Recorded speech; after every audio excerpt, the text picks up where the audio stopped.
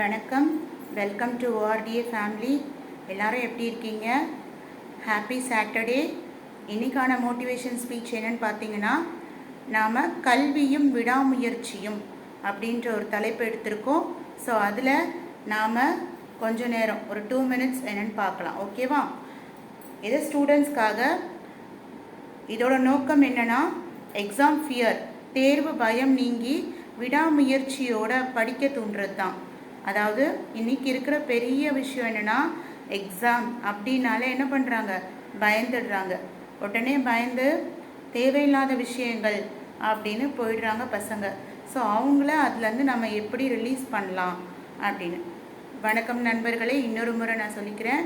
நம்ம கையில் இருக்கிற புக்ஸ் எல்லாமே வெறும் காகிதம் இல்லை, வெறும் காகிதம் கிடையாது. அது நம்ம எதிர்காலத்தையே செதுக்கிற ஒரு உளி, எதிர்காலத்தை செதுக்கிற உளி.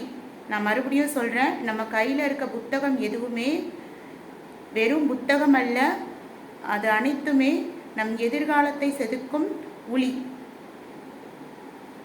என்னால் முடியாது அப்படின்னு நாம் நினச்சிட்டே இருக்கோம்.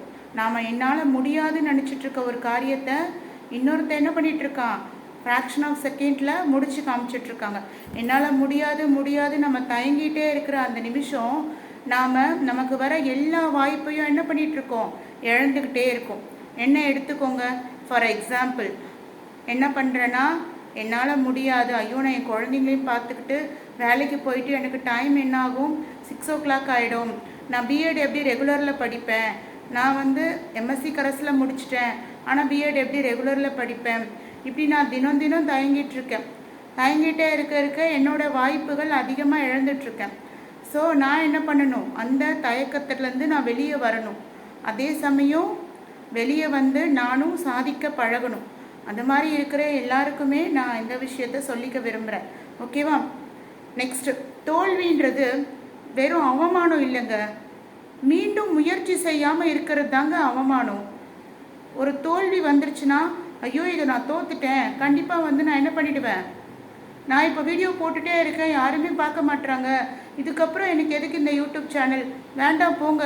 நான் ஸ்டூடெண்ட்ஸ்க்கு சொல்லிக்கிட்டே இருக்கேன், எந்த ஸ்டூடெண்ட்ஸும் என்னோடய வீடியோஸ் பார்க்க மாட்டுறாங்க, பேரண்ட்ஸ் பார்க்க மாட்டுறாங்க, ஷேர் பண்ண மாட்டுறாங்க, நான் இனிமேல் போட மாட்டேன்னு நான் நினச்சேன்னா இந்த இடத்துலையே நான் ஸ்டாப் ஆகிட வேண்டியது தான். ஸோ ஒரு தோல்வின்றது இந்த இடத்துல நான் ஸ்டாப் ஆகிற விஷயம் இல்லை. நெக்ஸ்ட் ஸ்டெப் நான் போக என்ன பண்ணுவாங்க பாருங்க, இவங்க என்ன பண்ணிட்டு இருக்காங்க, ஒரு வாட்டி தோத்தா பரவாயில்ல, மறுபடியும் அதை முயற்சி பண்ணி ஜெயிக்கிறாங்க அப்படின்னு என்ன பண்ணுவாங்க, மற்றவங்க நம்மளை அப்ரிஷியேட் பண்ணுவாங்க. ஓகே, நெக்ஸ்ட்டு, இப்போது பெரிய சாதனையாளர்கள்லாம் இருக்காங்கல்ல, அவங்கெல்லாம் நம்ம பெரிய சயின்டிஸ்ட் பார்க்குறோம், பெரிய தத்துவ மேதையாளர்களை படிச்சிருக்கோம், நிறைய விஷயங்களை நிறைய பேரை நம்ம பார்த்துருக்கோம். நம்ம ஐயா டாக்டர் ஏபிஜே அப்துல் கலாம் ஐயா, அவங்கள நம்ம பார்த்துருக்கோம். இந்த அடியலுக்கு நான் ஒரு ஸ்டூடெண்ட்டாக இருக்கும்போது எனக்கு ஒரு சான்ஸ் கிடச்சிது, கடவுள் அருளால், அவர் கையால் ஒரு புத்தகத்தை வாங்குகிற ஒரு சான்ஸ் எனக்கு கிடச்சிது. அதுக்கு நான் ரொம்ப பெருமைப்படுறேன். என்னென்னா, ஏபிஜே அப்துல் கலாம் மாதிரி ஒரு பெரிய சயின்டிஸ்ட் கிட்ட எனக்கு ஒரு புத்தகம் கிடச்சிது. அண்ட் தென் நம்மளுடைய முன்னாள் நிதியமைச்சராக இருந்த சிதம்பரம் ஐயா, அவர்கள் கையாலையும் பேச்சு போட்டியில் நான் ஒரு புத்தகம் வாங்கினேன். எனக்கு அதெல்லாம் ரொம்ப பெருமையாக இருந்துச்சு. அந்த இதில் நான் ஸ்பீச் அப்படின்ட்டு நிறைய விஷயங்களை பேசி கொஞ்சமாக இது பண்ணி, அப்புறம் திருமணத்துக்கு அப்புறம் நான் வேலைக்கு போனேன். எல்லாத்துலேயுமே என்னால் முடிஞ்ச இது. அதுக்கப்புறம் குழந்தைங்க பிறந்த பிறகு நிறைய பிரேக் உண்டாயிடுச்சு, நிறைய பிரேக். என்னால் எதுவுமே பண்ண முடியாதுன்னு நானும் ஒரு மூலையில் முடங்கி கிடந்தவ தான். இன்றைக்கி நான் வெளியே ஒரு யூடியூப் ஸ்டார்ட் பண்ணி உங்கள் எல்லாருக்கிட்டையும் பேசுகிறேன். எனக்கு அதுவே ஒரு பெரிய வெற்றி அப்படின்னு நான் நினைக்கிறேன். பிகாஸ் தன்னம்பிக்கையாக என்னாலையும் பேச முடியுது அப்படின்ட்டு. ஓகேவா? நெக்ஸ்ட்டு, நம்ம மிஸ்டர் தாமஸ் ஆல்வா எடிசன், நம்மளுடைய சயின்டிஸ்ட், நம்ம எல்லாருக்குமே வெளிச்சத்தை கொடுத்தவர், மின்விளக்கை கண்டுபிடித்தவர். அவர் முதல் முயற்சியிலேயே வெற்றி பெறலை, பல முயற்சிகள் கடந்து தான் என்ன பண்ணார், அவருடைய வெற்றியே கொண்டு வந்தார். நம்ம எல்லாருக்கும் மின்விளக்குன்ற வெளிச்சத்தை கொண்டு வந்தார். ஸோ மாணவர்களே, எந்த ஒரு தோல்வியையும் பயந்து இது பண்ணாதீங்க, நெக்ஸ்ட் ஸ்டெப் எடுங்க. ஒரு தோல்வி தான் வெற்றிக்கான முதல் அறிகுறி. அடுத்த ஸ்டெப்பில் வாங்க. சரிங்களா? உங்களால் முடியாதுன்னா யாரால் முடியும் சொல்லுங்கள்? எல்லாராலையும் எல்லாமே முடியும்.